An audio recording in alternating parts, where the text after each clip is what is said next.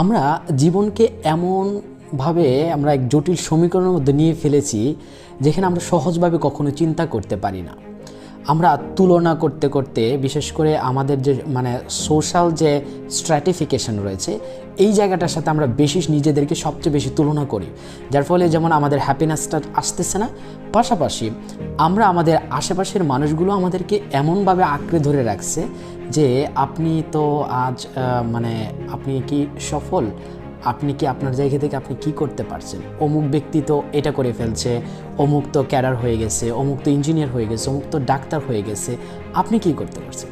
ভাই, আমি যে 2 বেলা পেট ভরে ভাত খেতে পারতেছি, হ্যাঁ, আমি যে সুস্থ আছি, এটাই তো আমার জীবনের বড় সফলতা। আমাকে কি সফলতার সংজ্ঞা শিখাইতে হলে কি আমাকে অন্য মানুষের সাথে যদি তুলনা করে আমি যদি নিজের সফলতাটাকে যদি আমি তুলনা করি, তাহলে কিন্তু আমি সুখী হতে পারবো না। সো প্রত্যেকের জায়গা থেকে সামাজিক যেই ভাবনা চিন্তা, সেই জায়গা থেকে বা সামাজিকভাবে আমরা আমাদের প্রত্যেকের জায়গায় সবাই আলাদা। সো আলাদা আলাদা জায়গা থেকে আমরা সবাই সফল, কম্পেয়ার করাটা আমাদের উচিত নয়। দেখেন, আপনি মনে করেন যে আপনি যদি সমীকরণটাকে যদি জটিলভাবে চিন্তা করেন, এই জটিল চিন্তার মধ্য দিয়ে কিন্তু একটা সময় আপনি পৃথিবী থেকে চলে যাবেন এবং কেউ আপনাকে কিন্তু মনে রাখবে না।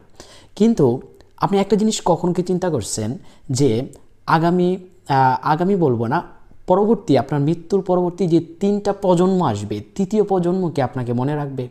বা আপনি নিজেই কি এই প্রজন্মে এসে আপনার যে তার দাদা, তার নামটাও কি আদৌ আপনার মনে আছে? তাহলে মনে রাখবেন, আপনার প্রজন্মের পরে, বিশেষ করে আপনার নাতি যাদেরকে বলতেছি, তাদের পরের প্রজন্ম কিন্তু আপনাকে আর মনে রাখবে না। সো ভাবনা চিন্তাটা এমনভাবে করেন, নিজের জীবনের সমীকরণটাকে এমনভাবে সাজান যেন 3য় প্রজন্মের পরেও যেন আপনাকে মনে রাখে। আর মনে রেখেই বা হবেটা কি? সো সুখে জাগার জায়গাটা কিন্তু আপনার।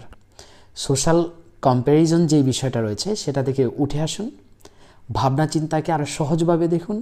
কে কি বলল, কে কি ভাবলো, কে কি দেখলো, এগুলো থেকে বেরোয় আসুন। সফলতার সংজ্ঞা প্রতিনিয়ত ভালো কাজ করে যান, মানুষকে শিখান, মানুষকে ভালোবাসতে শিখুন, মানুষের মর্যাদাপূর্ণ যে জায়গাটুকু সেটার জন্য মানুষকে প্রশংসা করতে শিখতে হবে।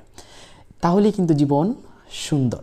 সো লাইফ ইজ বিউটিফুল আর লাইফ ইজ সরো, এই দুইটা কিন্তু আলাদা আলাদা ভাবনা, ঠিক আছে?